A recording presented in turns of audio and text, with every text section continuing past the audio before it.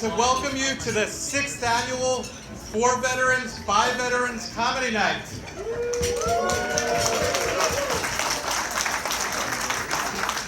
So my name is Howard Farrow. I'm a very proud board member here at Homes for the Brave, and I'm one of the co-chairs for this great event. The first thing I want to do is say thank you to every one of you guys here. There are 300 people here at Fasano's Four Seasons here supporting Homes for the Brave.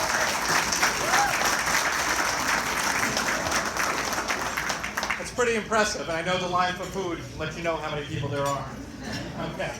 So I'm excited to share that not only are we supporting our homeless veterans tonight, but we're supporting 3 veterans who may or may not be homeless. 3 veterans who represent different branches of our military. 3 veterans who are going to come up here and show us today how great they are. We have Quentin Davis, an active member of the United States Army National Guard. He's back there in the back. He's going to come up in a little while. We've got Kevin Turner representing the Air Force, who's going to be coming in here pretty soon. Unfortunately, and he is okay, and this is not a joke, he is okay. He was in a car accident on the way here. He's okay, and he's going to be coming on here, so he's going to be going up second, so let's give him some love when he gets here. He's not here yet. And we have our headliner, Mitch Stinson, who served for us in the Navy.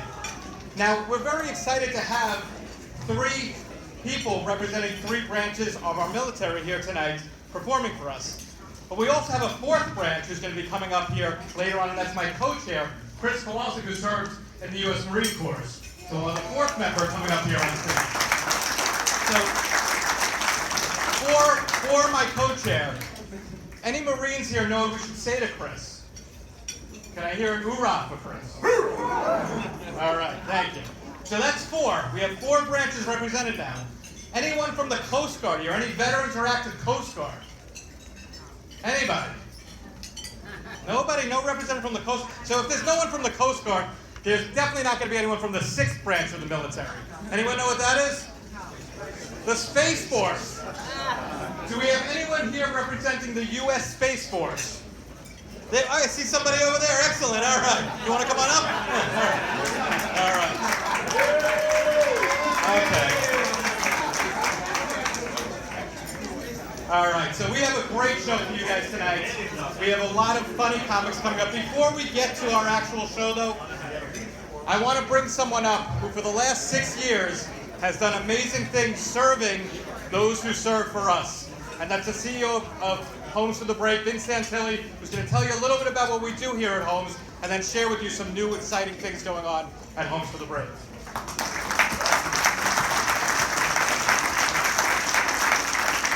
Thank you so much, Dr. Howard. And I would ask tonight for all the veterans to please stand up for us this evening. And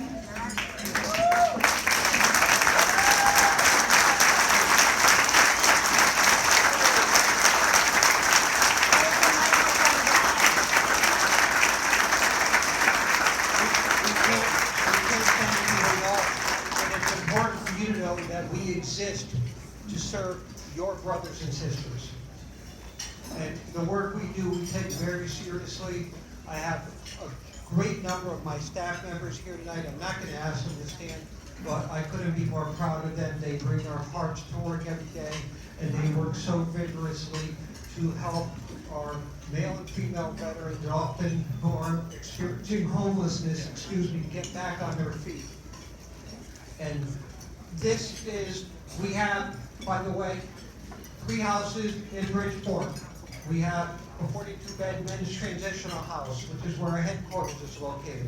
We have our 14-bed female house, 10 of which are for veterans and 4 for their young children and overflow. It's the only one in the state of Connecticut exclusively for female veterans and their young children. We have a 9-bed permanent house. We also have a clinical program, a vocational program, and a walk-in drop-in veteran service center. I'm sorry? Yeah, we can't hear you too good. Can't? Okay, and a walk-in drop-in veteran service center. If this was 2 months ago, that would be the end of the story. But we are expanding. We've just opened 2 houses in West Haven, Connecticut, 14 beds for male veterans experiencing homelessness. and we have expanded our clinical program and Veteran Service Center into an annex in downtown Bridgeport. We could not be proud.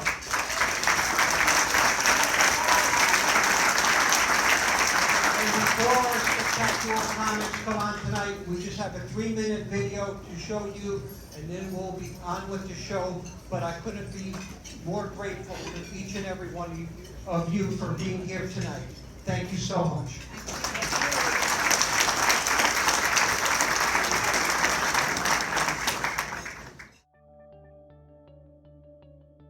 Hello, I'm Vince Santilli, the CEO of Homes to the Brave, and we're so proud to be in our 20th year of meeting the housing, feeding, vocational, and mental health needs of veterans that are experiencing homelessness in the state of Connecticut.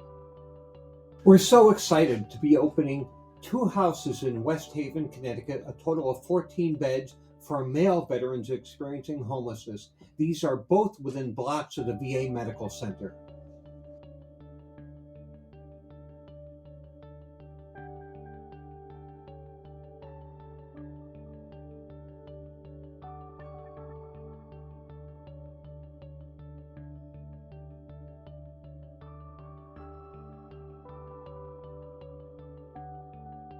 Our Tony Cinquanta Veteran Service Center is in our headquarters on Park Avenue in Bridgeport, and now we have the opportunity to expand it to an annex in downtown Bridgeport and serve not just our veterans, but also their family members. The annex is an opportunity for us to expand our services so that we can help fill gaps in what is provided for veterans and their families in the greater Bridgeport area. Our services will be offered to any veteran or veteran family members that can get to our location in Bridgeport on Lafayette Circle. Things that will be included will be individual therapy, various different support groups and group therapy. Our vocational counselor will be there to meet with anyone that needs job support.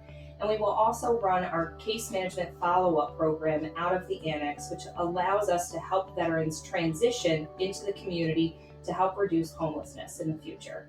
We will also have an emergency food pantry there, so if anyone visiting our center needs some food resources, we're able to provide that on the spot.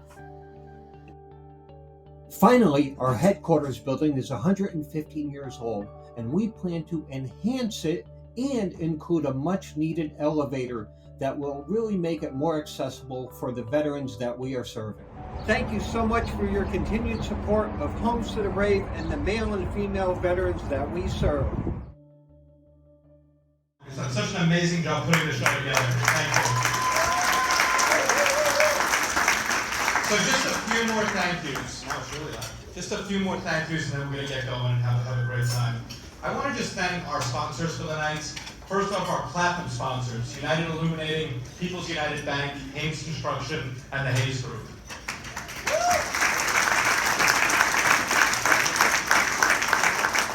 Our gold sponsors, J-Dog, Knights of Columbus Park City, Tito's Handmade Vodka. Who likes the Tito's? I know how to get it, all right. And of course, Bob and Amy Stefanowski. Thanks so much for coming today. Our silver sponsors, AT&T, American Medical Response, Bearing Star, Advantage America, Orange Research, Albertus Magnus College, Mutual Security Credit Union, and Micro Boards. And also our bronze sponsors, Knights of Columbus 14014, Cushman and Wakefield, there we go, Cushman and Wakefield, Romano Parker and Associates, Newtown Savings Bank, and Prudential.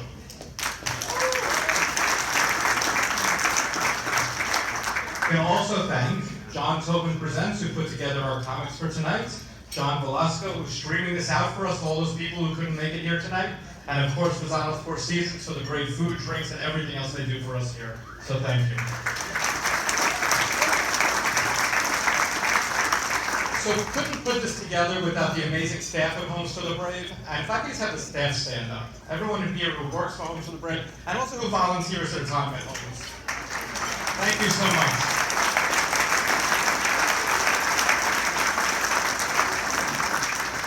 Two more thank yous, that's all I got. The board of directors that I'm a member of. We all work very hard supporting. Thank you to the board. If the board can please stand up.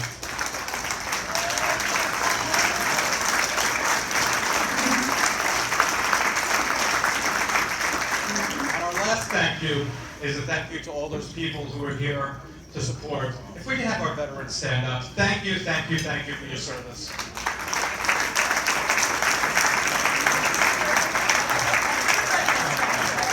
right. So I started off earlier thanking you all for coming and thanking you all for everything that you do to support Homes for the Brave. I'm going to ask one more thing for you, though. I know. So last year, we had less people here. We were in the middle of the pandemic, and we still had over 200. Last year, we raised $43,000 at this event. Who was here last year? Awesome. Thank you for coming back. $43,000. You know what? There are more people here this year. I'm going to just throw this down. There are more people here this year. We can do better than we did last year. If you look on your tables, we have what we call paddle ups. We have something there about a pizza night. We have something there about a computer class. We have something there about, what else? I lost my spot. We have a computer class, we got pizza night. We have job training.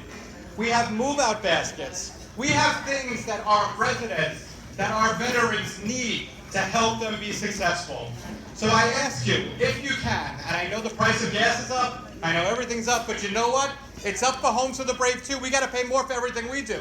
So if you can, and if you're able, please look on your tables, take out one of those paddle ups, figure out what it is you can do to help us and help support Homes for the Brave. Fill out your information, and one of our helpers will collect that from you later on. Thank you. Finally, you guys dropped your raffle tickets to win the Tito's cooler. At the end of the night, we'll be pulling the raffle winner for that. We also have a 50-50 raffle that'll be going around, and you can get it at the registration desk as well.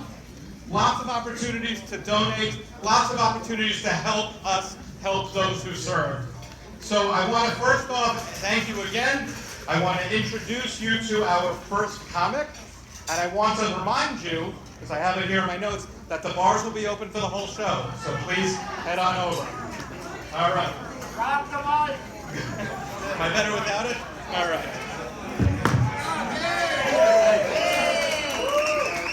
We've got our first comic coming up. His name is Quentin Davis. He's an active member of the United States Army National Guard. Let's welcome Quentin.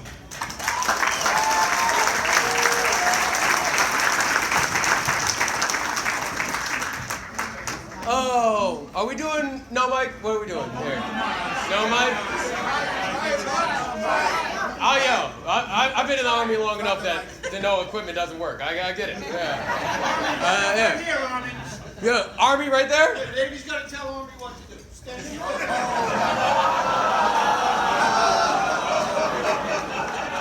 I get it. Very typical of the Navy. They say one thing, you'll never see them again. Yeah, I get it. Very typical Navy. How you guys doing tonight? Good? Big round of applause for you guys coming. Amazing that you guys are here. Thank you so much for supporting it. It means the world. And as veterans, we know we don't get that support. So big round of applause for you guys. Thank you. Thank you. We got a great show for you. Our host, he was a little delayed. He got in a car accident. But he's fine. Everything is fine, and he will be here tonight. It's Kevin Turner. Big round of applause for Kevin. So he finally made it. It was also a little difficult for me getting here. I was texting while driving. Wasn't paying attention. I missed my exit, and I had, you ever like miss your exit and then you're like, whoa, you gotta do that. Guy behind me got in a terrible accident. Sorry for him. I don't know who it was. I don't know who it could have been, but hopefully he's all right. Like they said, I'm active duty for the Army. I'm in right now, currently serving. And what I get, thank you, one person. Thank you. It's weird. I'll say that in like in front of a bunch of civilians. They'll be like, oh. And I say it there. They're like, yeah, we fucking did it. Yeah. Congrats. 16 more years, bucko. Like, I get that sometimes. I'm sure you guys have gotten it before. People will come up to you and thank you for your sacrifice. It happened to me the other day. I was in my uniform. This guy came up to me and he was like, hey man, thank you for your service. It made me feel good, but part of me felt bad because he worked for T-Mobile and no one could thank him for his service. It's like, shitty reception. If you work for T-Mobile, like, grow up. If you're on T-Mobile, get off your parents' plan. Shitty reception. What are we doing here? Army, it's been great for me. It sent me to a lot of, like, great places. It sent me different places. Army sent me to Australia. Yeah, beautiful country. But I don't know if you've been the only black person in a country before. A little bit like how I felt when I walked in this room. That's all this thing. I was like, oh, all right, we're okay. Woo!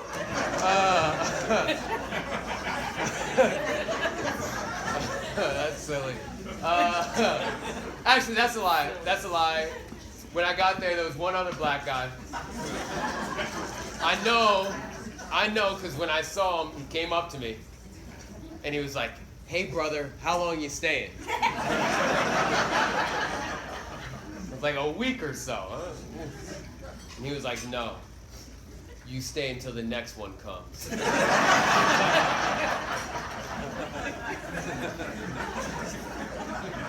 And he just handed me a baton and faded off into the mist. Like, I should still be there. Army sent me to Mississippi. You guys ever been to Mississippi before? Yes. Yeah. It figures Navy's clapping. Yeah, I could tell. I could tell Mississippi was in the air. Yeah, I understand. I don't know if you guys ever been to Mississippi. That place is an outdoor Walmart. That place.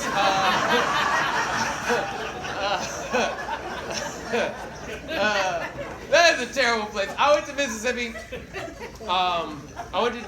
That was where I mowed. So like I was deploying to Qatar. I was mobbing in Mississippi.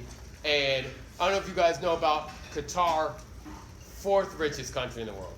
It's nice over there. Like my family, when they heard I was deploying, they were a little worried. I'm like, don't worry, I'm going to Qatar. Qatar is a deployment in the same way Cinnamon Toast Crunch is part of your balanced breakfast. Like, I fucking guess. Like, sure. But I remember going to Qatar. As soon as I got there, my family was like, are you all right? Is it okay? Are you safe? And I'm like, safe? I'm out of Mississippi. Like, I made it out of shit. You don't have to worry. I'm fine. They sent me to Missouri. Oh. We have Fort Leonard Wood. We familiar with Fort Leonard Wood? Yeah. Oh my! I was at Fort Leonard Wood 2 weeks ago, and it had a billboard that said "Coming soon, Wi-Fi." Like that place is a fucking. That place is a dump. It is nice to see so many people that serve, so many people that have put that effort in. Because when I first joined, to a lot of my friends, the military didn't mean a lot. Like all it meant for them is that I had clean piss. Like all it meant is I could help them. My friend, he reached out to me. He was getting drug tested, and he was like, "Hey, Quentin, can you help me out? I gotta pee soon." And my first thought was, "What grown man says pee?" But I didn't say it. I was like, "Well, what are you worried about? What'd you do?" Because that's important. And he was like, "Hey man, I smoked a little weed 2 weeks ago. You think you can piss for me?" And my thought, like, what's a drug test do? It tells you what your employee does when he's not at work. So crack cocaine, for example. Crack cocaine, it takes 3 days to get out of your system. So if I got 4th of July coming up and I smoke it on that Friday, I'm fine. I'm fine on Tuesday when I come back to work. Crack cocaine, it takes 3 days of your system. And what do we know about you if you smoke crack cocaine? You probably steal shopping carts. Like we. But it takes 3 days to get out of your system. Crystal meth, what do we know? You'll never be on a Crest commercial. It's not in the cards. It's probably not. Sorry. I'm sorry, guys. If that's what you're thinking.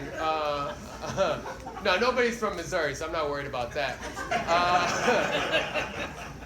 But that takes 4 days to get out of your system. Marijuana takes 28 days to get out of your system. And all we know is you watch Family Guy and enjoy pizza bites. Like, that's all we fucking know. And to me, I don't know, like, yes, it's a drug, but it's also an ingredient. Like, there's not other drugs you can put in food.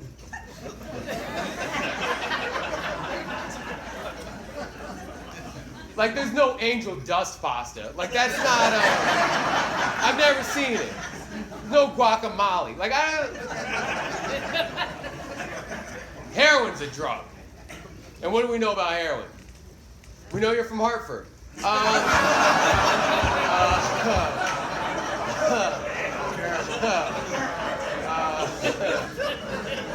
Regional humor. It gets them every time.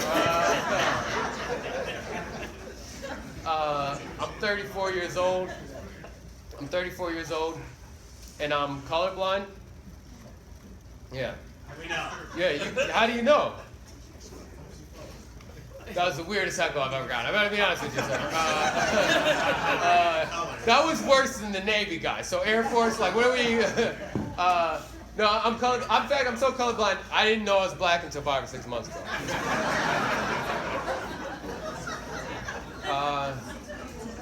I found out because I traced my genealogy. I went on one of those really popular ancestry sites. I don't know if you guys heard of it. FreeCreditReport.com.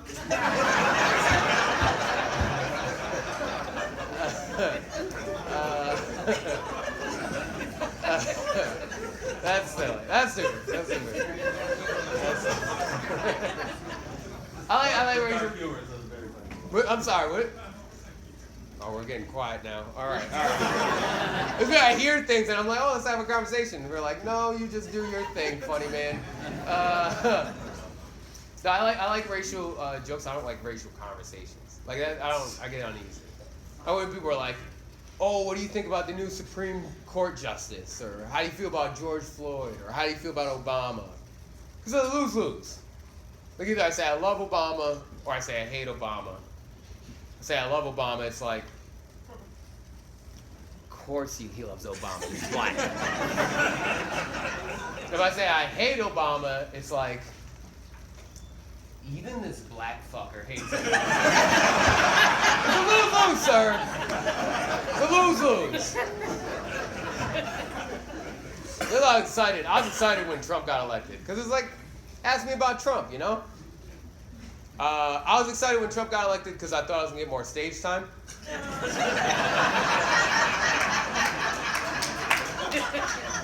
Now, granted, it was going to be at an auction, but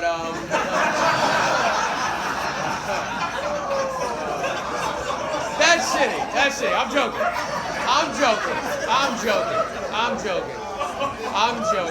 I drove all the way from New York. Believe me, I miss him. That gas prices. Jesus Christ.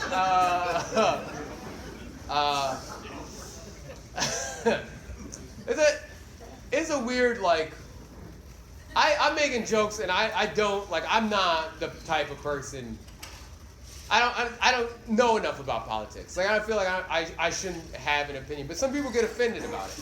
And I get it, but also, like, to me, what is offense? What does that actually mean? Like, do you really care? Like, show me your W-2s. Do you donate to it? Like, what do you... Or are you just mad that I brought up something that you didn't want to hear? Because there's plenty of things that get brought up to me that I don't want to hear. When my landlord's like, rent's due, I don't get to be like, I am offended that you would bring up the rent to me. I was on my way to buy new Jordans and you want to bring up the rent. I am offended. Because he'd be like, no, you're not. You're evicted. Get the fuck out. Vacate the premises. Your time here is done. I feel like all the political commentary happens on Facebook. Facebook's a wild place, guys. I guess I say this because my aunt, she just recently got on Facebook. And she is in her late 50s, early 60s. Yeah, so not the time to do it, I promise you. Somebody should have warned him. Her first post was a baby photo of my little cousin, and the caption was, "I never knew a me before you." Beautiful caption, right? Amazing. But this is Facebook. So some girl she went to high school with was like, "I knew you before him." And you were sucking wild dick in '93.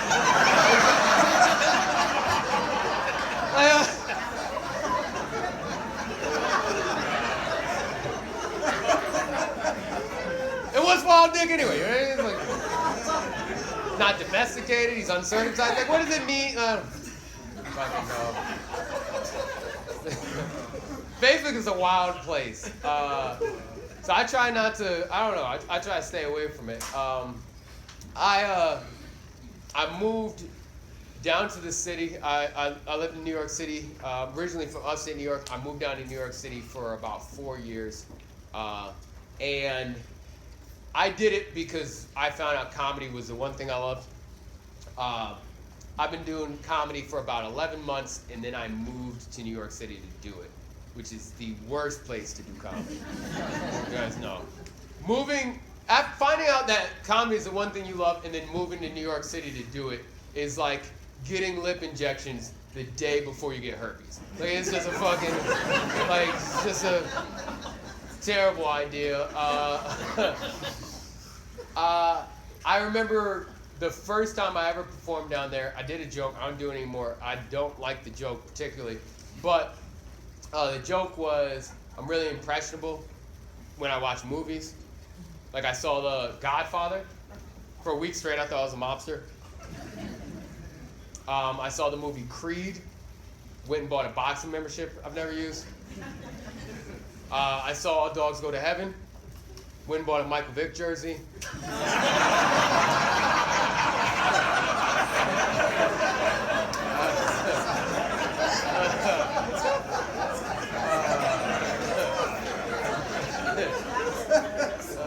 Shit. You guys are gonna make me bring it back now.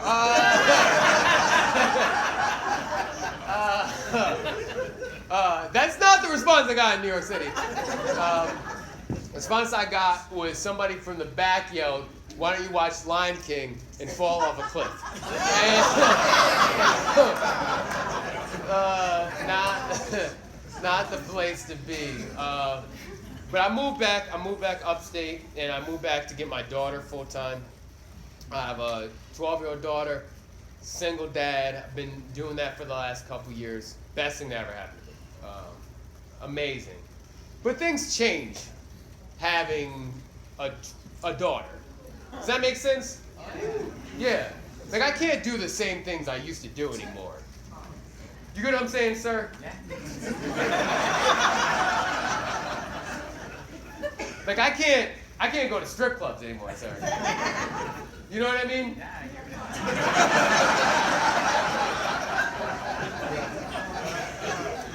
Like, sir,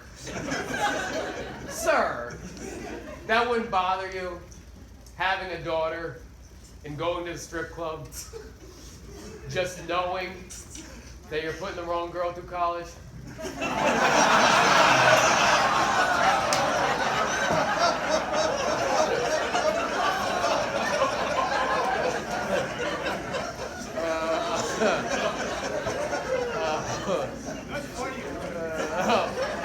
Thank you. I've been up here for 19 minutes, but I finally got the Navy guy's approval. Thank you, I appreciate it. Finally got something he got. All right. It's great. I worry about my relationship with women because that's what she sees. Like she sees me, she's gonna look for a guy that acts like me. So I'm worried about, you know what I mean? Does that make sense? Like girls, they need their father to show them that. And I get a little weird because me and my ex-girlfriend, we broke up. Man, you seem like a reasonable person. I get a different opinion from them, but okay. Yeah, you know what? They look untrustworthy. So I get it, man. I surveyed the table. I was like, nope, yes. Yeah. So, you seem like a reasonable person. I'm going to ask you a question. Is this a legitimate reason to break up with somebody? All right? You have a dream that your partner cheats on you. Is that a legitimate reason to break up with someone? Because you had a dream? We thought about you or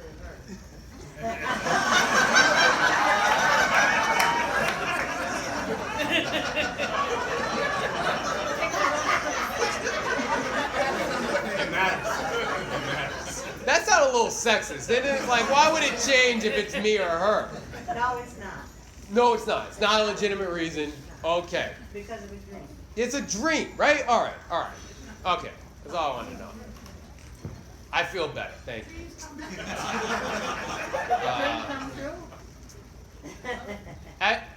Actually, I'm leaving a little bit out of the story. Okay, let me ask you, is this a legitimate reason? A week later, after that, you walk in on your boyfriend cheating on you. Is that a legitimate reason to break up with him? Absolutely. That's legitimate. See? That's my problem with women. You guys are so inconsistent. So I'm wrong for that? Yes. I'm wrong. I'm wrong for trying to be the man of her dreams.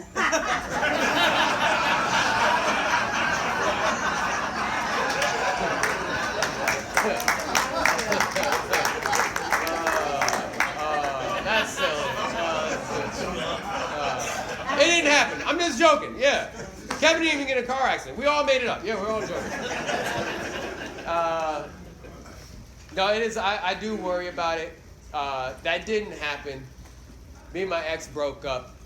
Was not a good relationship. I had to end it with her. And recently saw her, and she was like, "Hey, how you doing? You look great. Oh my God, are you in a relationship?" And I'm like, "No, I'm single.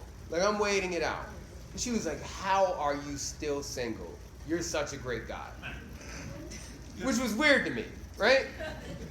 It was like running into the person that mugged you in the park. And they were like, "Why don't I see you at the park anymore?" Like, what's... like, where have you been? Oh my God, we used to run together, remember? Okay.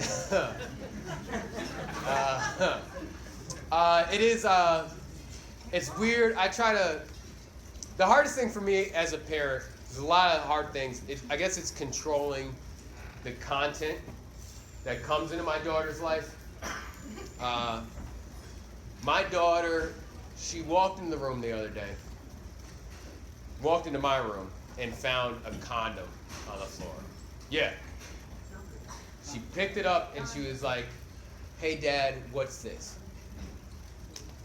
And it's weird for me because the things that she sees at my house are not going to be the things that she sees at her mother's house.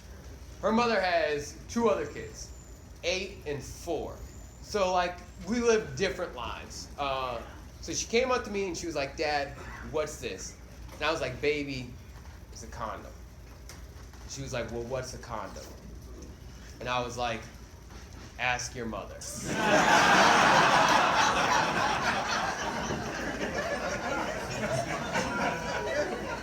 And it's not even because I'm like trying to shirk responsibility. I just feel like it's important they both find out. Yo, you guys have been great. We have a great show coming up.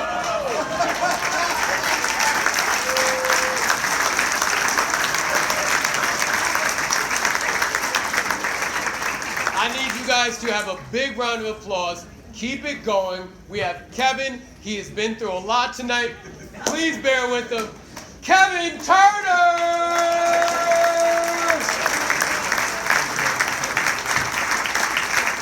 Keep it going for Quentin, everybody. You guys hear me okay? All right, let's address the elephant in the room. This microphone sucks, right? It's a terrible microphone. Oh my God. No, I'll talk about the car accident briefly.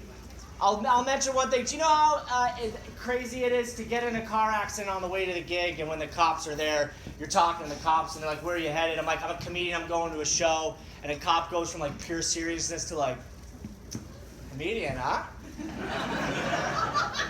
Tell me a joke, you know? I'm like, bruh, no, I gotta go tell jokes for real in like 20 minutes. That's the only profession. You never meet a doctor and they're like, doctor, huh? Open up my chest, see how good you are, huh? Meet a dentist. Dentist, huh? I got a root canal, why don't you go to town on it? No, people don't do that.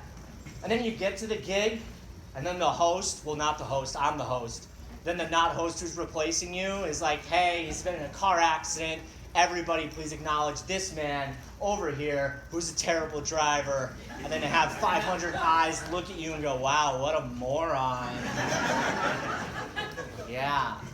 To be fair, I'm not good at first impressions. The first time I met my parents, I cried. I come from a big family. I got 4 siblings. You think I'd be good at interacting with people, but I mess it up all the time. Back before COVID, I was taking the trash out in my apartment complex when this frantic lady came up to me and she was like, oh, thank God you're here. And I was like, I'm not ready for whatever it is you're about to ask of me. She's like, my Uber to the airport's waiting downstairs and my nanny's running late. Do you mind watching my newborn baby for like 5 minutes until the nanny comes? And I should have said, yeah, no problem. But instead I said, well, are you sure you can trust me?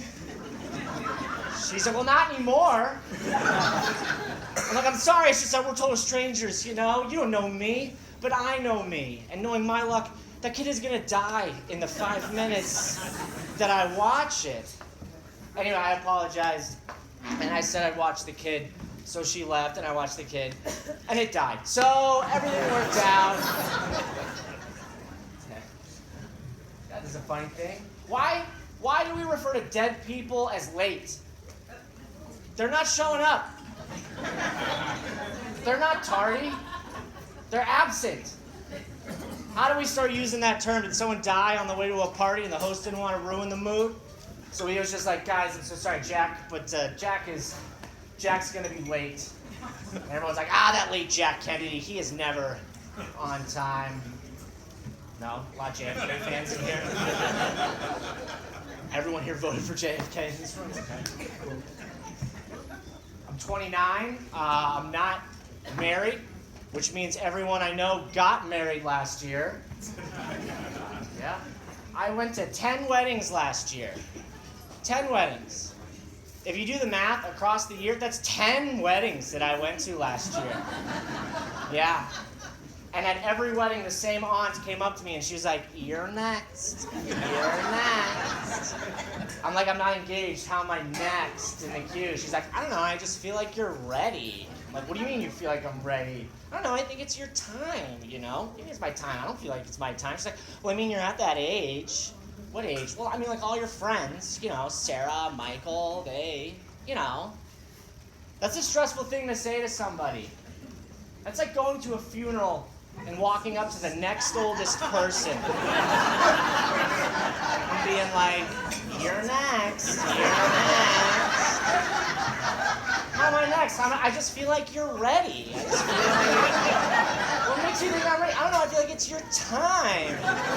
It's my time? Yeah, I mean, you're at that age. Look at all your friends, Sarah, Michael.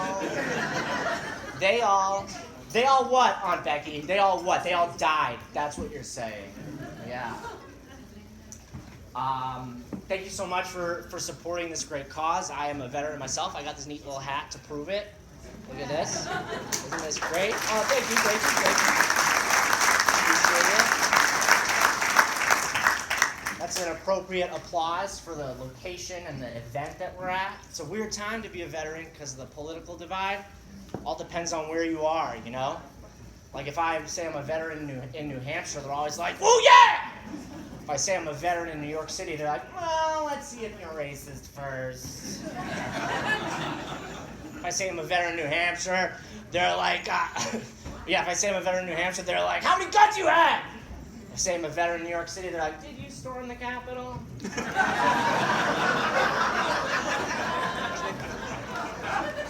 I say you have the rest of this set to find out, I guess. No, I like this hat. It's a very fun hat because they haven't updated the style since they first made it in 1904. It's a fun hat. It's great. I get to wear the same hat as someone who stormed the beaches of Normandy like, hey, we both served. You know? Also, the style is great. It's a typical, not military style. We all look like train conductors. It's great. I love it. To be honest, I'm a little unsure about my military identity because I have two brothers, both Marines, both deployed, both got injured, and I got arrested. So, you know, you're welcome for that, I guess. No, it's true. My brother, well, I'm not using his real name for privacy, but my brother Jeffrey Townsend Turner, Jeff got shot in the helmet. An Afghan soldier kind of saved his life. Jeff was climbing up a berm, and the Afghan was pulling him up when shots were fired. So the Afghan dropped him, and he slid back down. And as he was sliding back down, his helmet slid forward, and right as his helmet slid forward, the bullet struck right where his helmet slid to. Now, he just got like a welt on his forehead. He was fine. But that's not what my mom told me. My mom was raised very poor, very German. She doesn't have time for emotions. She's task-oriented. I was in high school at the time, and so I came home from school one day, and right as I walk in the door, my mom just goes, "Jeff got shot in the head." But he's okay. And your father's gay.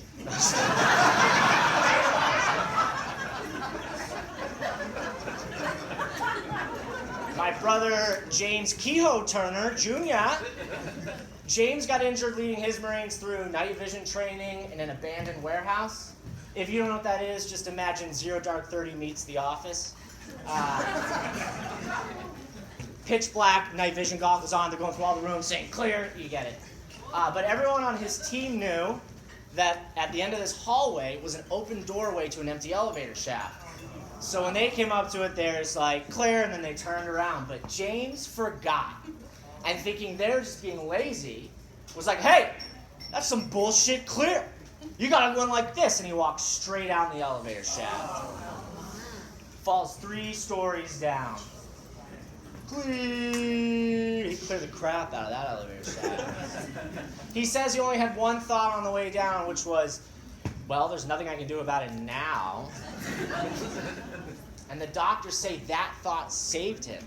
Because most people, when they fall, tense up their legs, land on them straight, and shatter them. But James's thought calmed him. So instead of shattering his legs, he landed on his ass and broke that instead. I know, win-win. The medic was on the 2nd floor next to the elevator shaft, and he says he just heard the whew, and that he immediately knew it was James. That's my favorite part of the story. So anyway, they evac him out to Germany, and they send him home because he's got a broken pelvis. And back home, the doctor's like, "You're going to have a full recovery. It's basically a miracle. But right now, your pelvic area is so swollen that it's constricting your digestive tract. In other words, you can't poop. So we're going to give you these pills to help things along." And so he's like, all right. He goes home 2 weeks later, taking the pills every day. No poop. My mom is literally scooping it out of, which I know is gross, but she doesn't care. She's like, "Let's go. Megan's hockey ends at 4. Come on." It's just another task for her. So he asks, like, what are we going to do about this? And I think this is the difference between knowledge and wisdom. Because my mom's like, "Just keep taking the pills." That's what the doctor said. But my dad, an experienced man, said, "You know what you need, James? You need McDonald's.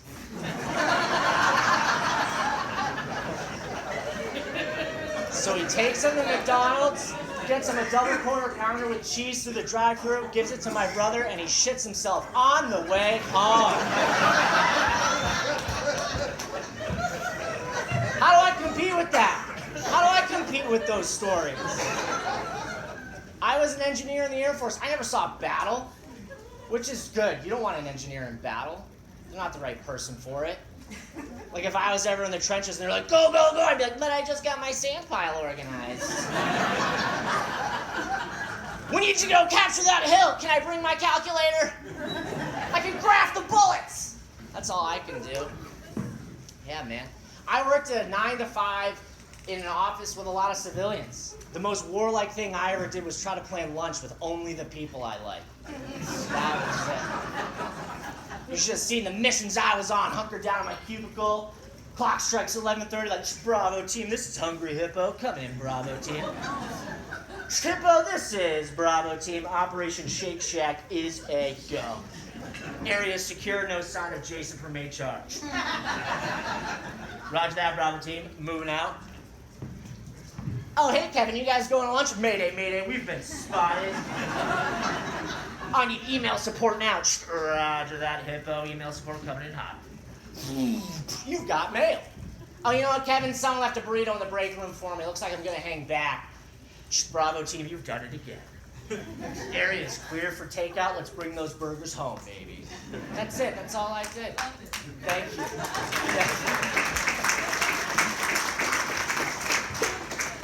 Yeah, man. It's rough. I mean, I do love engineering. I was in the Air Force. I'm obsessed with how planes fly. I once saw this dad explain how airplanes work to his son in the most beautiful way. His son was like, Dad, how do planes fly? And he was like, well, you know how the wing of an airplane is flat on the bottom and curved on the top? Yeah? Well, air flows differently under the wing than it does over the wing. And that difference in airflow creates pressure. And he's like, wow, what's pressure? Well, you know how when you jump in a pool, you can feel the weight of all the water around you? Yeah, that's pressure. And that pressure pushes the wings up. And that's what makes planes fly. And he was like, wow. And I was like, wow, I wish other things were explained that way. Like, Dad, what's divorce? Well, you know how you're trying to go to bed late at night and you hear Mommy and Daddy screaming at each other downstairs? Yeah? Well, that creates tension. Wow, what's tension? And you know how when you run downstairs, you get in the room, it gets real quiet, and you feel this heavy weight in your heart like it's your fault? Yeah, that's tension. And you know how you catch Daddy in the garage by himself drinking a bottle of scotch? Yeah, that's depression. And tension mixed with depression makes Mommy and Daddy go get lawyers to compete for your love. Oh, is that why I have 2 bikes? Yeah, that's it, man. I love it. Okay, I'll do one more. I'll leave you with this. A lot of, this is my one topical joke, a lot of African-American cartoon characters have been played by white people over history. And a lot of those voice actors who have been white have been stepping down to let the appropriate people represent them on television, which I think is good. Mainly because I believe in accuracy when it comes to art, you know? Like if I'm watching Mulan, I don't expect to see white guys in that movie. But if I'm watching a movie about CEOs, I better only see white guys. You know what I mean? That's all I'm going to end you with. Thank you so much. Can you bring up the host question, everybody?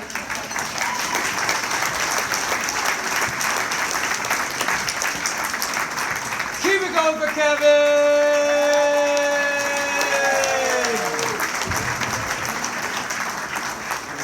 Guys, we have something very special happening. I know in comedy, when I first started, I was like, well, what's the difference between a host and a headliner, and apparently it's a mic that works. So yeah, we're working on it. Yeah, I promise you, it's gonna happen. Until then, I'm gonna shout at you guys. How are we doing tonight? We're all good. The energy's up. All right. Still proud of what you guys are doing. Amazing what you guys did. Thank you so much for coming. I'm going to tell you a little bit about my daughter. I feel like at 12, you guys ever have like conversations with your kid, whether it's about politics or whatever, and they just tell you stuff, and it's kind of like, what do you know? You know what I mean? Does that make sense? Oh. Hey! Hey!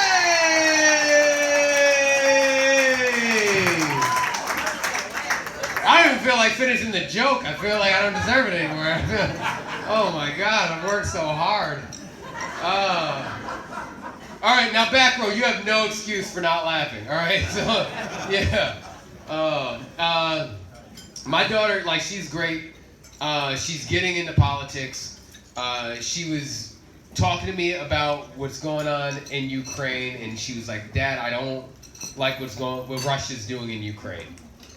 But that's not how she put it. She was like, "Dad, Russia's so cringe," which, like, you know what I mean? And my thing is, like, I appreciate her getting into politics. I appreciate her caring about the world. But I remember 6 months ago.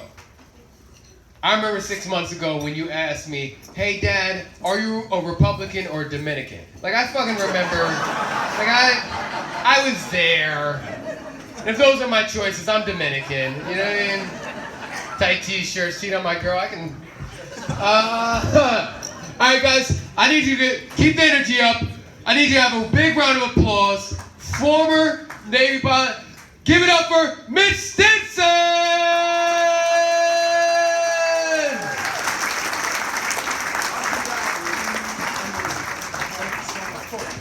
Keep it going for Quentin! What? Be here. I'm joking! I'm joking! How we doing? Very impressive. Very impressive. I had like the most amazing day today. One, I did not get into a car accident.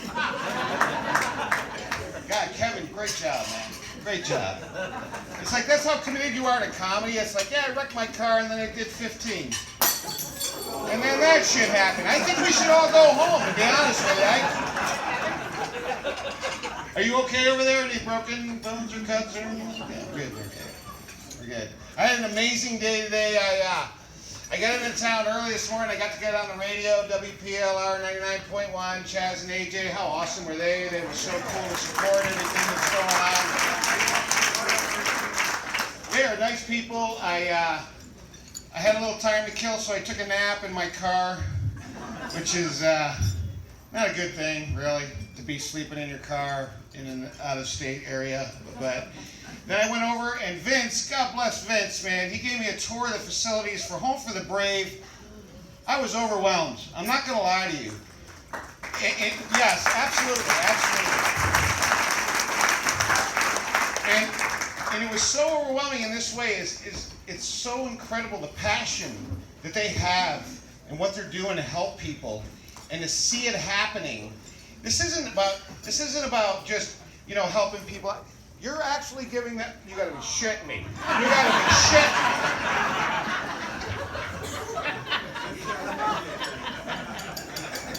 me. This is about results. These are proud veterans you are helping out. You're helping them get their lives back together again. They can do it. And you're there to help them. I'm a lucky person. I've always had a good support group around me. Some of these people don't have a good support group around them. Guess who their support group is?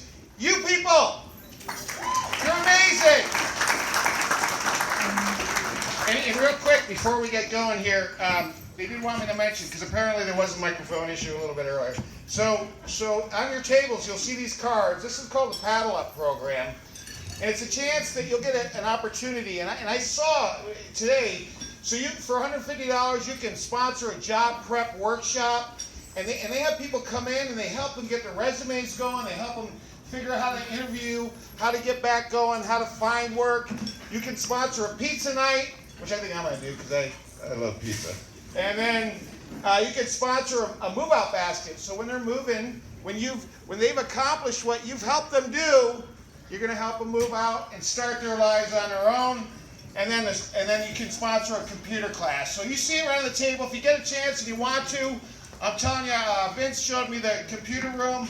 Unbelievable. I actually asked to sign up because I suck on the computer. I don't. So yeah, it was pretty awesome. It was a pretty awesome day. And I'm going to tell you something right now. I feel so honored to be here. Like the comics will come up and make fun of the places they're performing at. I'm not making fun of people from Connecticut. You guys are amazing. Is this microphone off again? Check, check. It is, son of a bitch! I didn't touch it. I know, I'm gonna stand to the bullshit. One more time. One more time. One more time. That's it. I'm not using the goddamn microphone. We don't need no stinking microphones. I tell you what, as a veteran, one of the things that I learned is that you can translate everything that you did in the service to life. For instance, I was an instructor pilot, and so I used to do a thing called air-to-air gunnery. And just so you know, you'd be in a flight of 4 airplanes, and you'd roll off about a 60-degree angle of bank, about a 4G pull. You'd roll into the target, roll wings level, squeeze off your trigger, back out to high perch, up and over, watching the traffic, and back at it again. Now, how does that translate?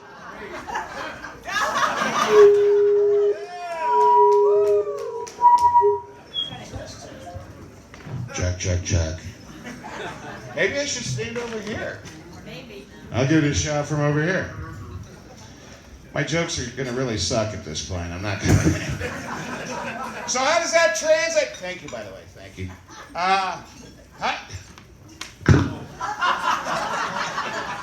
So how does that translate?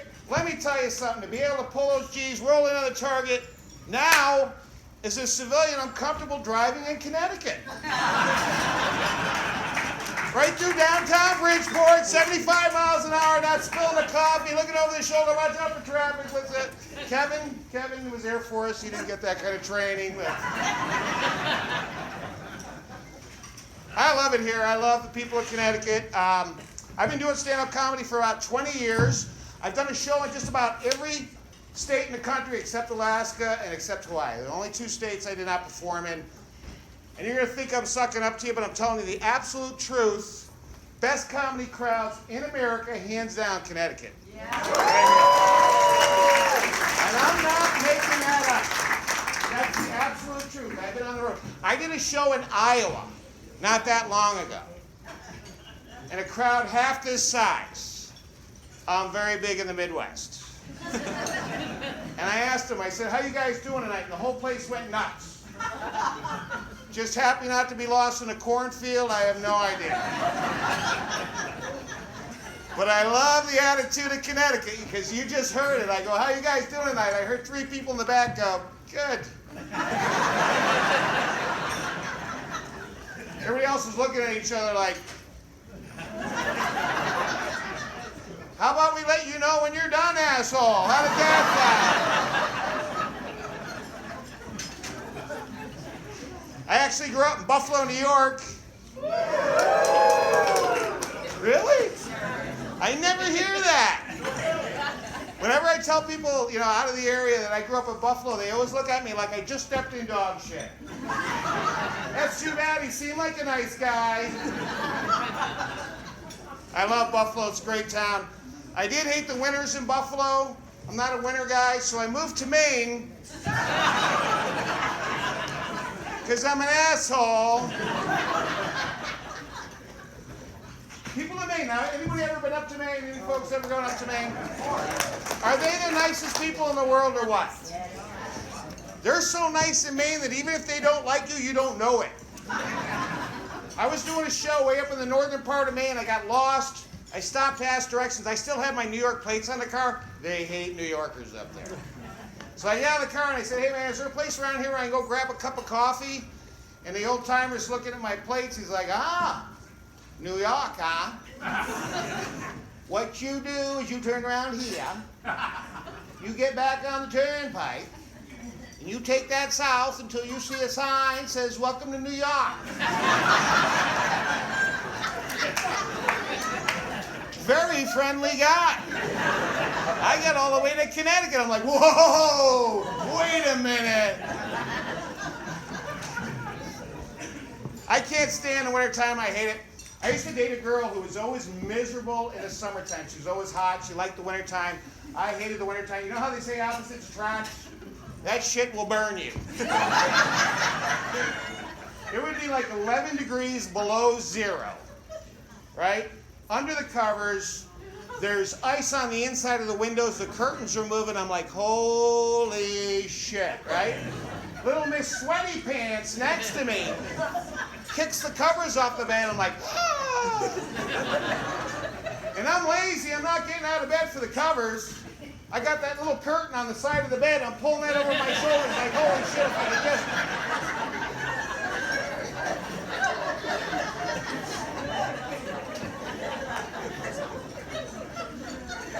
I told that joke down in Houston, Texas, honestly. I told that joke down in Houston, Texas, and the guy in the crowd goes, hold on a second. Did he say below zero? Well, zero's nothing. Can't have less than nothing. I think the son of a bitch is lying, is what I think.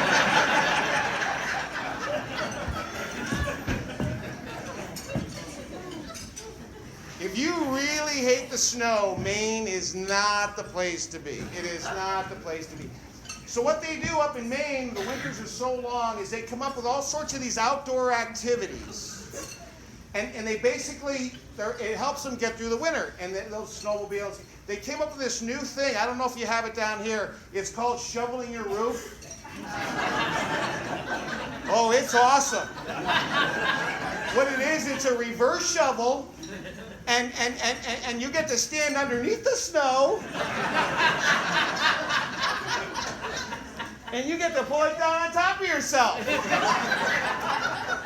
I said, that's bullshit. I'm not doing that. I'm not an idiot. I am not doing that.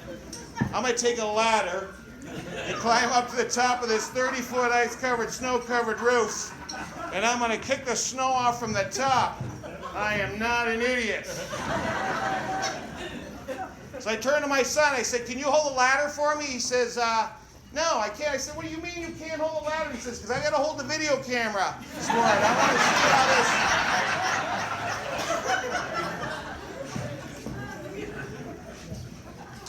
My kids are all grown up. I have all adult children.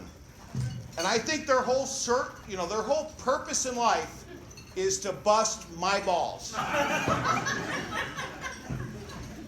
Honestly, so when I wiped out off the roof and I was screaming all the way down, he was laughing his ass off the whole time. It was a ranch. I landed like in 3 feet of snow. I was like, plump, okay, I'm fine.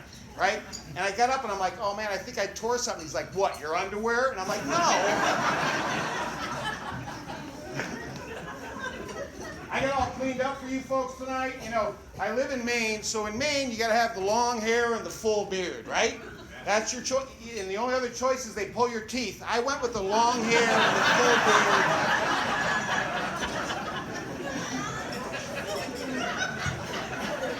beard. So my youngest son, he's 31 years old, and he's looking at me with the hair and the beard, and he's like, dude, what's with the hair, bro? What's with the beard, bro? The 70s called. They want their look back. I'm like, no shit. You got off the phone with I just got off the phone with the 80s. They said I should have used a condom.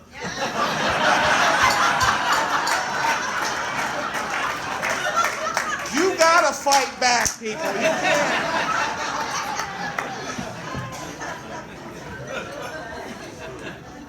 I have a daughter who lives in Miami, Florida. She's my favorite kid because she lives in Miami, Florida.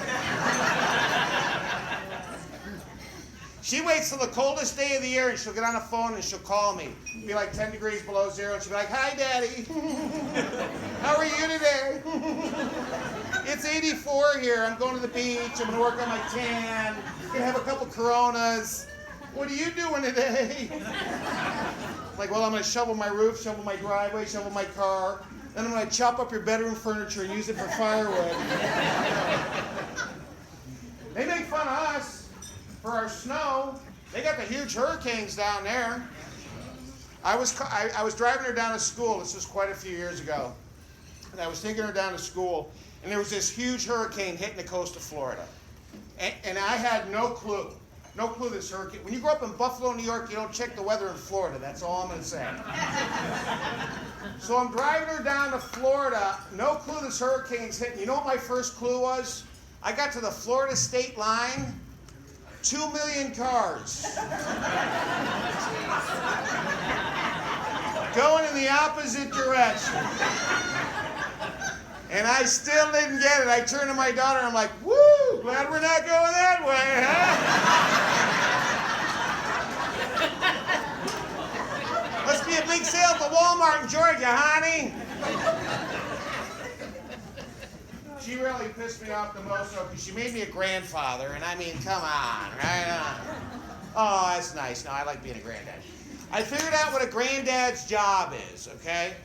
And my dad was great at it. So when mom and dad are stressed out and the baby's a little fussy, they give the baby to the grandfather. Grandfather gets the baby to calm down, right? My dad was great at it. He had this thing called the booby-doop.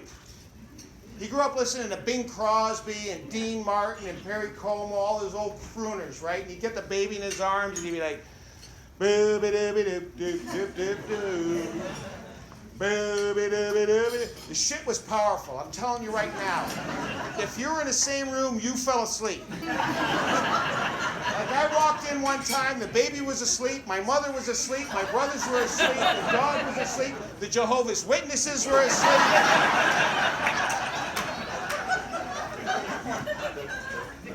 But here's the problem. I didn't grow up listening to that kind of music. I grew up listening to Zeppelin. They hand me the baby and I'm like, "Ah.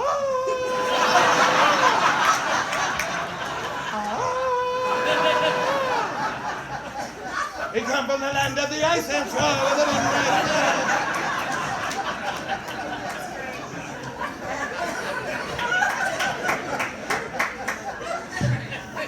I don't get to hold the baby too much anymore. I'm very proud of my kids. I'm very proud of my daughter.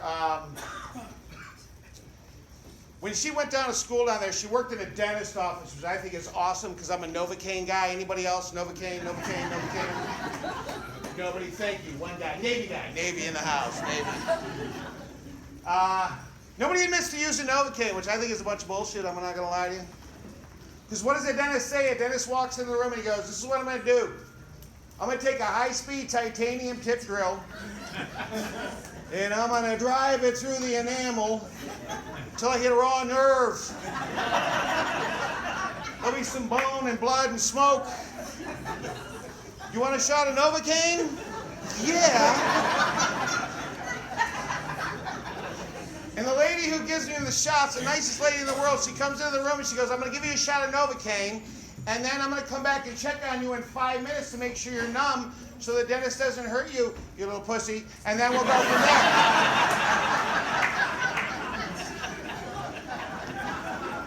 So sure enough, 5 minutes later, she walks into the room and she's like, "Are you numb?" I don't know what you guys say, but I was like, "Nope. I think you missed. I can feel everything." And they'll keep giving you shots. With me, after the 5th shot, they're like, "How about now?" I'm like, "I still got a little feeling after this finger right here.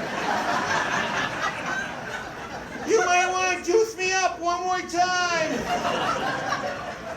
Get to me safe, that's all I'm saying." My dentist is an absolutely beautiful woman. She's a professional. She's great at what she does. And of course, I'm a pig. I'm hitting on her the whole time. I'm like, "So, what do you say after this? You want to go out for some soup?"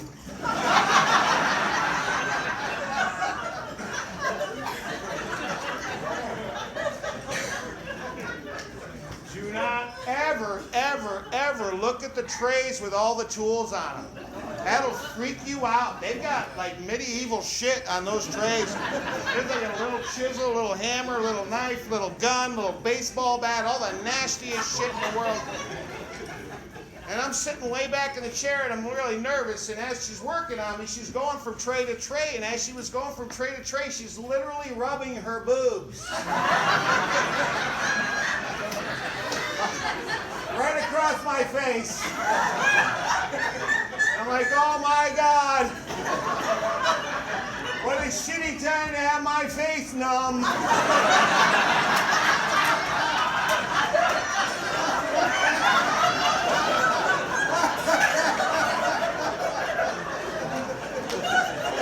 I couldn't even do the motorboat. I'm like, doobie, doobie, doobie, doobie.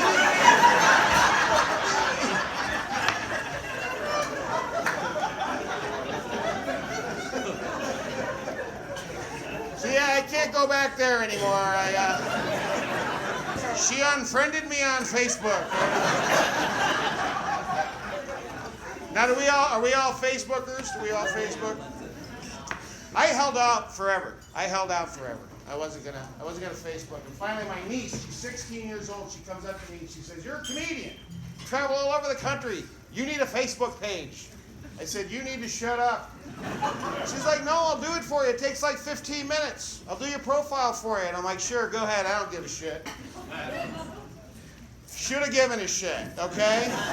Because she did the profile, she set it up, there was pictures of butterflies and unicorns and kittens. I was a fan of the Jonas Brothers. All my Navy buddies are sending me emails like, "Holy shit, what happened to you?" So here's the worst part. I woke up the following morning. I had 45 17-year-old girls as my friends. Yeah, the FBI didn't think that shit was funny.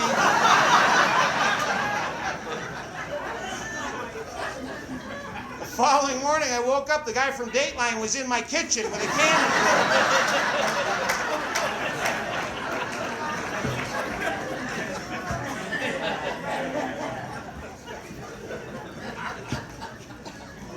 I can't tell you how excited I am. This lack of microphone shit don't bother me the least. I am so happy to be here. So I spent about 9 years in the Navy as an aviator. I did it from the 85 to about 93. Flew off the USS John F. Kennedy. Made about 230 carrier landings as a pilot, over 100 at night. Thank you. It was awesome.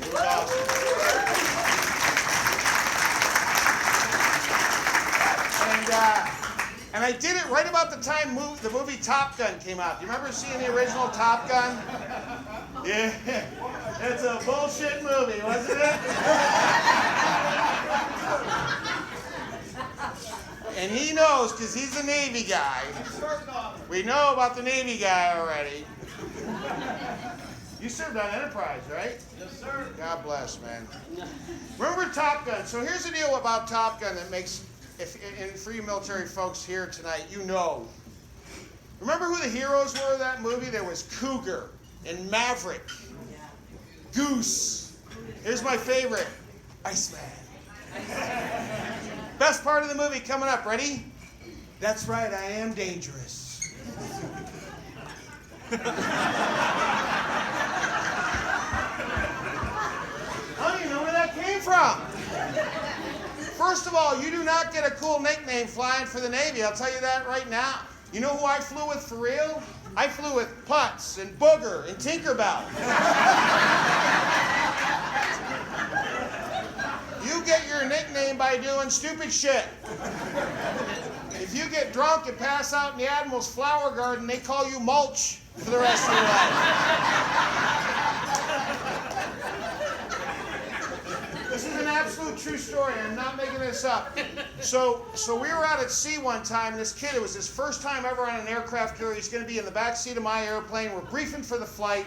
He's kind of nervous.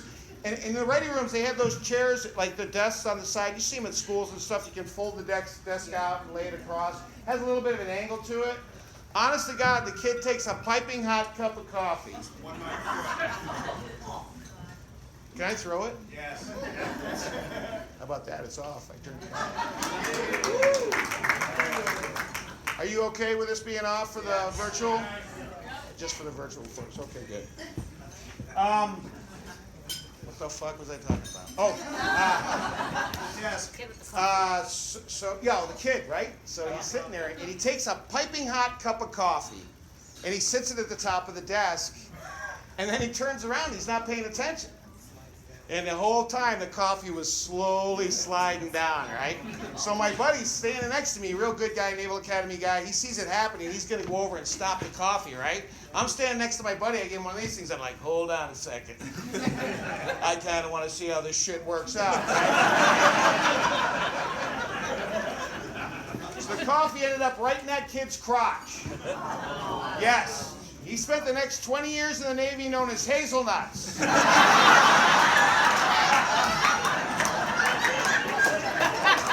I swear to God. We did call him Iceman for a week. It was a very hot cup of coffee. I actually had a really cool call sign. That's what the nicknames were. It's called call sign. So my call sign was the Hangman. Sounds cool, right? You guys want to hear the story? Yeah. Doesn't leave this room. So back in the day, back in the 80s, during the Top Gun years, we used to call them, we used to get like 100,000 people that would show up for an air show. So the place would be mobbed. So I was doing an air show one time, and I did a flyby, and I came in and I landed, and we're going to taxi in front of the crowd. I had the canopy of the jet open. I got my helmet on, my Ray-Bans on. I'm feeling pretty cool. I got my oxygen mask clipped off into the side of my helmet. It's a hose that connects down to the jet. And I got 100,000 people, and I'm going to park the jet right in front of them, maybe sign some autographs. You know what I mean? I'm feeling it. So the jet's off, everything. I climb up on the rail, and I jump off the airplane. I forgot to disconnect my oxygen mask.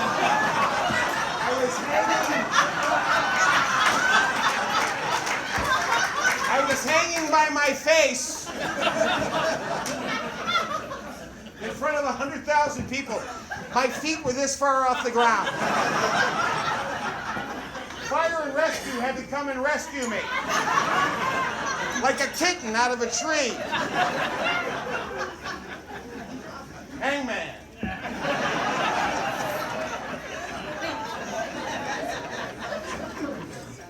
My father, so when I got my wings, when I had my wings pinned on, it's kind of like a big ceremony. It's a good thing, and I always felt very fortunate to get as far as I did. And I chose my dad to pin my wings on for me because it meant the most to me, and he was such a great guy. And yes, thank you so much. Yeah. And but here's the deal: he's the one who taught me how to drive. So he's a little skeptical about the whole thing. You know what I mean? Like he's ready to put the wings on, and he's looking at everybody like, "Are you sure?" The kid's a fucking idiot. I'm not gonna lie to you. He parks on the neighbor's lawn. So he asked me one time. He goes, "How much do those airplanes cost that you fly?" I said, "They're $40 million a piece." He freaked out because he thought his insurance was gonna go up.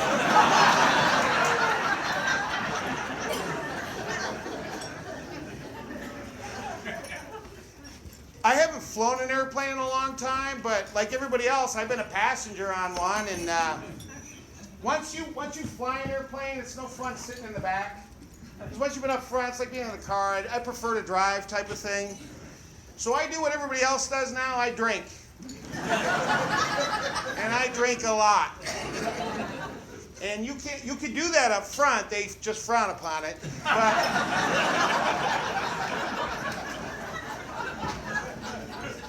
I was flying out to Los Angeles a couple years ago, and we were halfway across the country, and I was flying with a buddy of mine who was a very white-knuckle flyer. He's very nervous the whole time, every time we hit some turbulence. And I had about 8 drinks in me, I was shit-faced. And every time we hit some turbulence, he'd be rubbing his knuckles together, and he'd look at me and he'd be like, "Is everything okay? Is everything going to be all right?" And I'm like, "Well, I spilled a little bit, but I should be okay." He says to me, he goes, "Hey man," he goes, "if anything happened with the pilots up front, you know, you flew, you got 2,000 hours, jet time, the whole deal. If they both ate the fish, could you get us on the ground? And I was like, oh, I'll get us on the ground.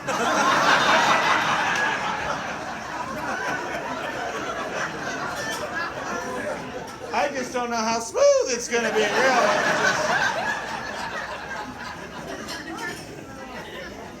I'm not sure I could actually do it again.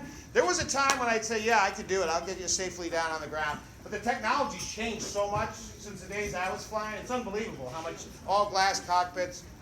I'll give you an example. So when I was flying back in the day, and I'm not making this up, we had certain emergency procedures for anything that could happen in an airplane. This is how old the airplanes were that I flew. If you got a low fuel light in the airplane, which is very bad, by the way. You know what emergency procedure number 1 is? I'm not making this shit up. You know what emergency procedure number 1 is?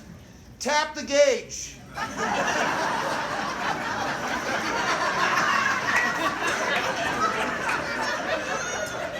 It's like, oh, okay, we're good.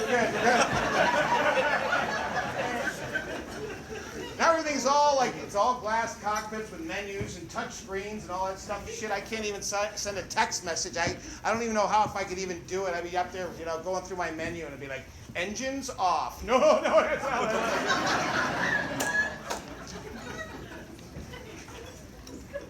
I have a nephew, 6-year-old nephew, and he loves to play the video games.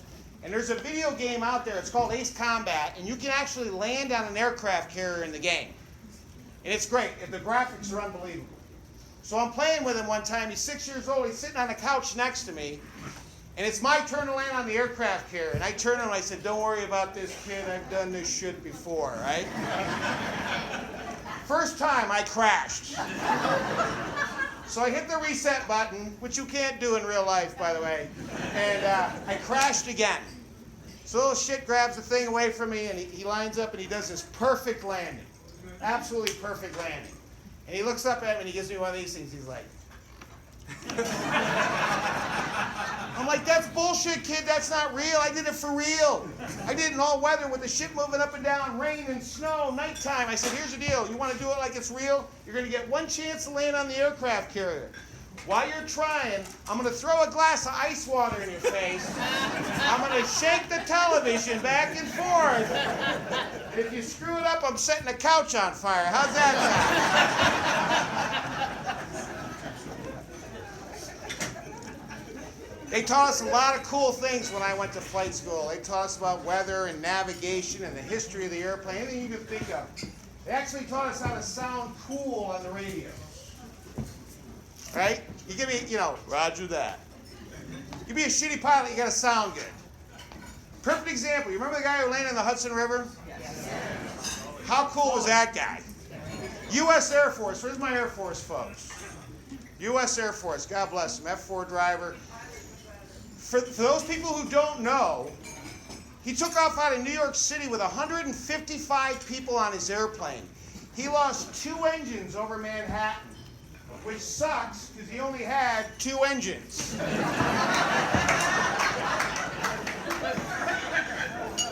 He landed in the Hudson River, everybody walked away. It's the most incredible thing I've ever seen, actually, from flying. I don't know how he pulled it off. There was a lot of conditions that went up, but he was a brilliant, brilliant pilot. But this is how cool he was, and you can listen to it on the tapes. The air traffic control tapes, he declared an emergency, and his call sign was Cactus. And they call him up on the radio and they go, Cactus 1549, can you make it to Teterboro? You ready? This is how cool Sully was. This was his answer. Negative.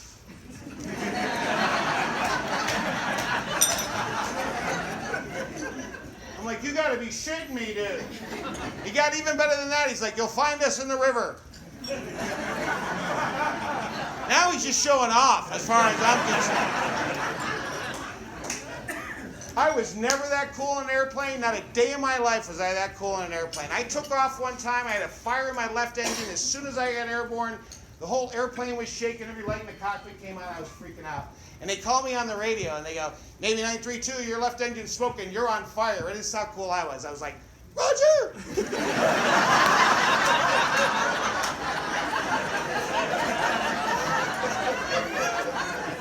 As soon as I said it, I'm like, oh, I just sounded like a pussy. The only river I see is the pee-pee running down the side of my leg.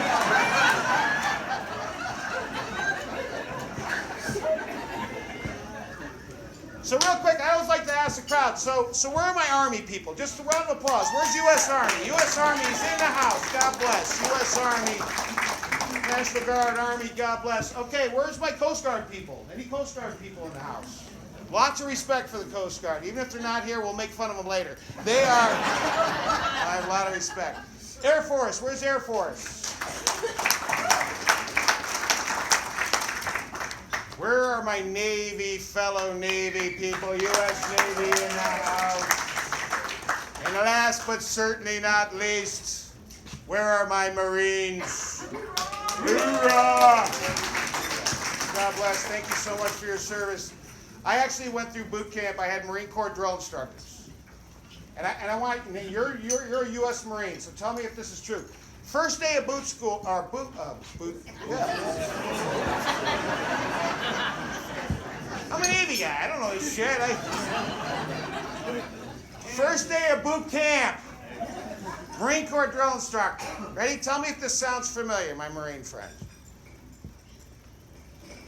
Yoft! Yoft! Yoft! Yo, left foot, yoft! I'm standing in the back going, oh my God, what the fuck did that guy just say?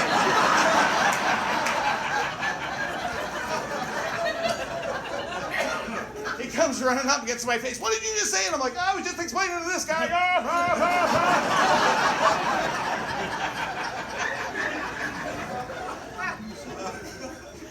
I don't think I could do boot camp again.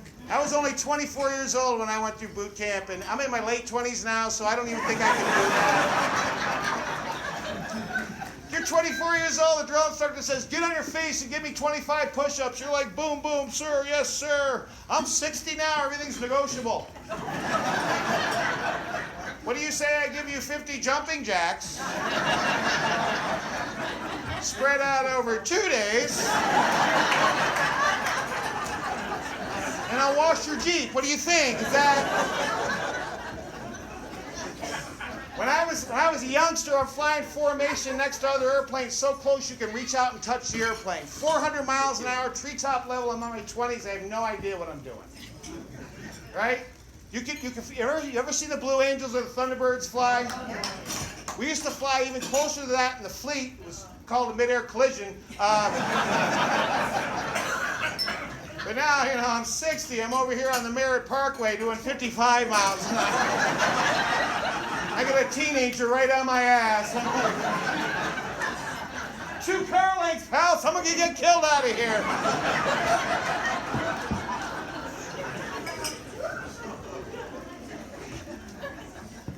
This is how I knew it was my time to get out of flying. Tell me what you think. How's this, huh? Just a grumpy old fart flying in an airplane. Navy 932, you got a flight of 3 Soviet-made supersonic inbound. Call them in sight. Yeah, roger that. Stand by 1.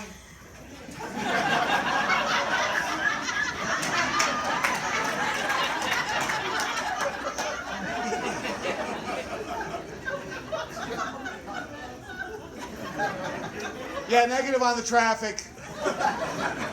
Yeah, 932, the Russians just called. Your left blinker's still on.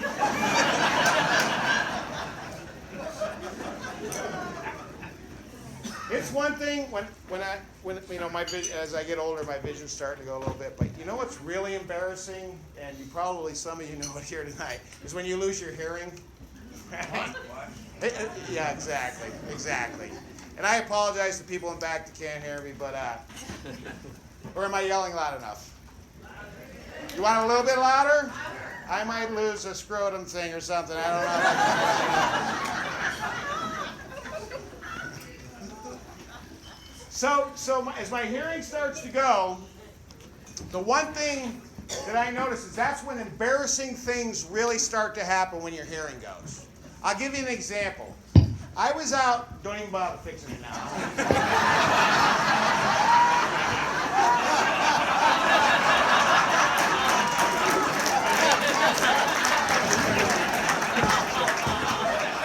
have tried so hard. You got to give them a big round of applause.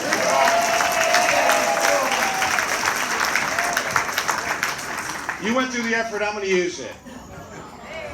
So you guys want me to start in the beginning? So one of the things that when the hearing starts to go is you literally, like, it's embarrassing. I was at a nightclub not that long ago, and it was a nightclub. It wasn't even a bar. I had no business being there. I was the oldest guy in the place.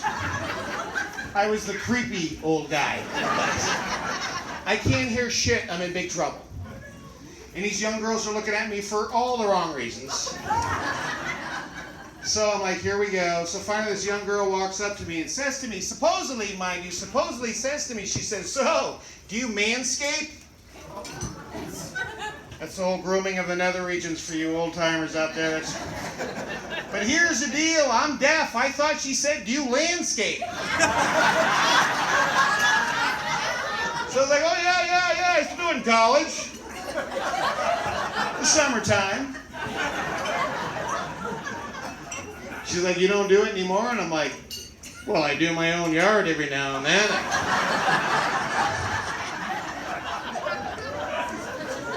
Just the front, no one sees the back.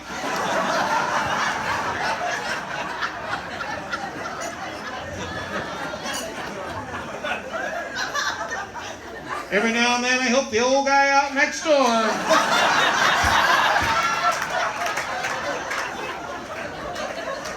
That's some embarrassing shit right there. I'm not gonna lie to you. How are you guys? Everybody doing okay? I don't know how long I've been up here. My vocal cords. I should wrap it up here shortly. Let me wrap it up pretty close. So, now that I have a microphone, I have no idea what to do, really. I tell you what, these guys are so amazing. This is the first time I've worked both with Quentin and Kevin, and it's just they were awesome. And no microphone, that's hard to do, to come into a big room like this.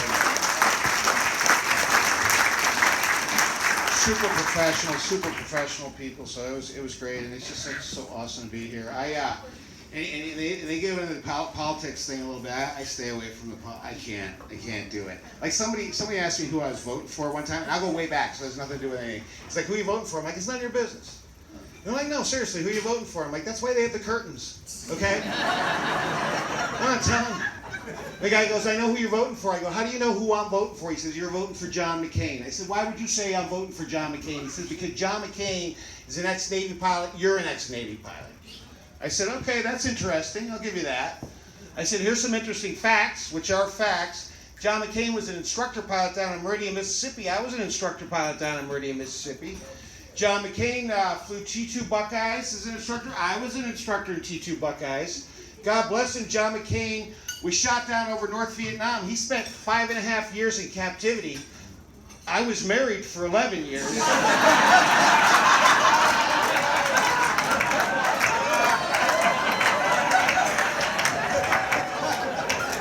I did not get any ribbons either. I did not get any.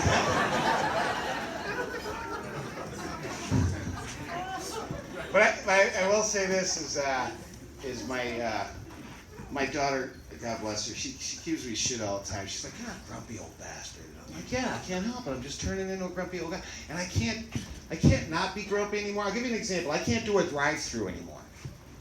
Anybody do a drive? I don't have the patience to be in line in a drive-through. It drives me crazy.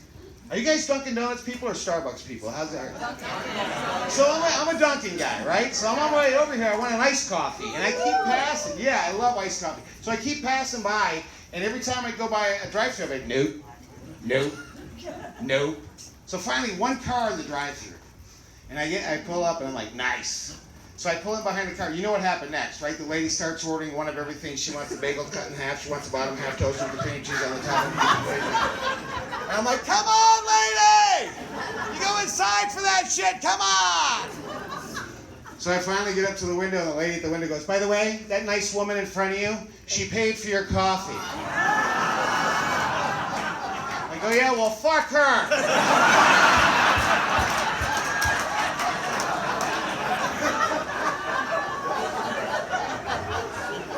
And he goes, no, sir. It's called pay it forward. You know, somebody does something nice for you, you do something for the person behind you. I said, the guy behind me, when he gets up here, give him the finger. He's been on my ass since I left my driveway.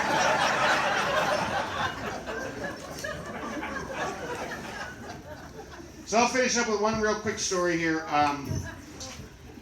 So when I was driving my daughter down to Florida, the only time I got in trouble on that whole trip is I hit a squirrel. Yeah, I know. And I'm an animal lover. Believe me, I'm an animal lover. I didn't like the whole process either. But she was pissed at me, like it was my fault, right? She's, you know, and I'm like, oh yeah, because squirrels are so good at crossing the road, right? They get out in the middle of the road and start doing this shit.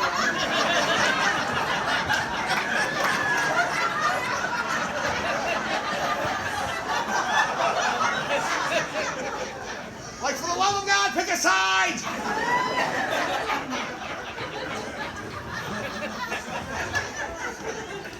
So the worst one yet is, so up in Maine they have the woodchucks. You guys know what a woodchuck is, right? So this is quite a few years ago. I had my 6-year-old son in the car. And he's a little booster seat, curly hair, looking over the dashboard. And I'm in the passing lane, like doing 70 miles an hour. I see the worst thing you could possibly see when you got a little kid in the car is I see this woodchuck just kind of like pop his head up. Yeah, I'm like, no, not now, you son of a bitch, not now, you know. And they don't cross the road like squirrels. They're like, well, fucking here I go, you know, just like pow. And I look down at my son, and his eyes are like wide open, and I'm like, oh my God, I gotta explain animal heaven bullshit to this kid, right? His eyes were wide open. He looks up at me and he goes, you got him. That's my boy, Jeffrey Dahmer. You folks are awesome. Thank you so much for a wonderful night. I am so honored to be here. Are you coming back up? Or what, come back up? I'm going to bring Quentin back up. Have a wonderful night. Thank you very much.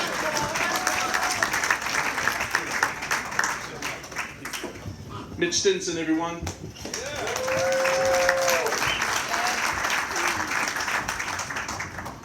I hate public speaking. I'm definitely in the wrong room. What's that? You want your money back? I got nothing. One more round of applause for all of our comedians tonight. Kevin Turner, Quentin Davis, Mitch Stinson.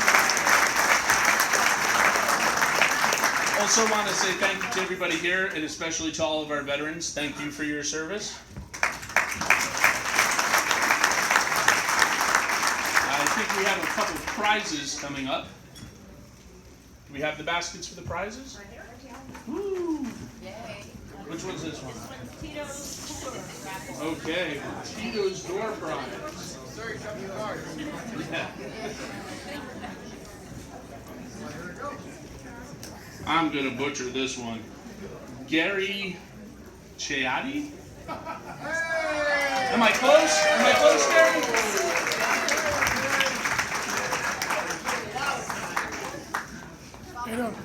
Congratulations. Cool as yours, right, yeah. And then for the 50-50 prize, we collected $1,200 for the 50-50. Incredible. So this is going to be for $600 for the winner.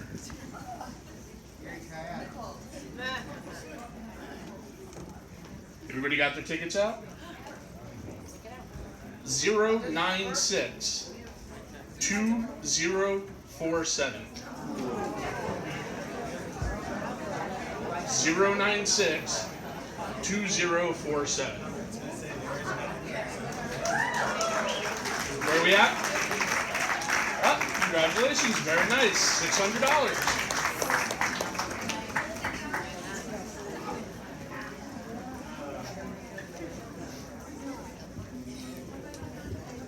This time I'd like to invite the advisory board and the board of directors up to the stage.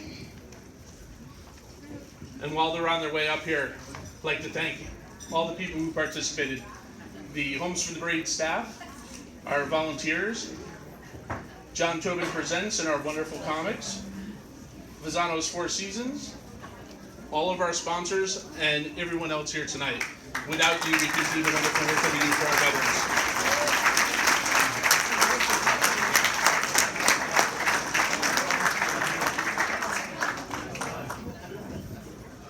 while we're all coming up here, I want to remind everybody about the paddle up on your table. I'll be on this side. That works.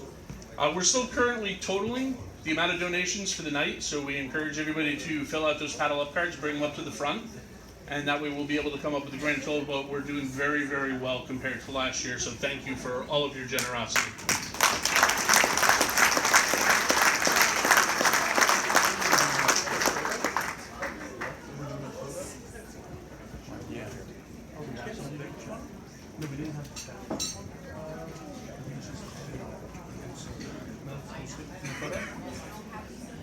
So I think that's going to be it then, everybody. I want to thank everybody. Thank you very much for coming out. We really appreciate it. Have a great night and safe drive home. Thanks, everyone.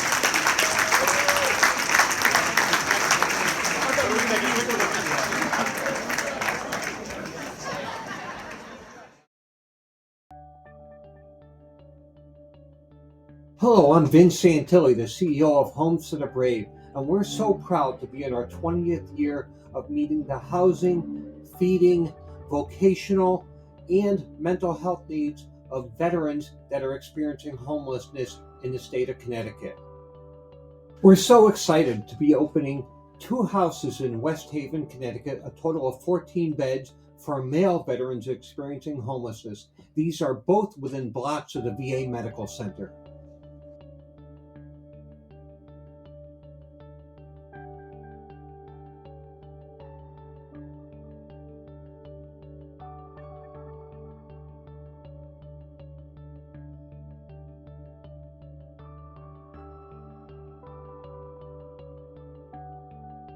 Our Tony Cinquanta Veterans Service Center is in our headquarters on Park Avenue in Bridgeport, and now we have the opportunity to expand it to an annex in downtown Bridgeport and serve not just our veterans, but also their family members. The annex is an opportunity for us to expand our services so that we can help fill gaps in what is provided for veterans and their families in the greater Bridgeport area.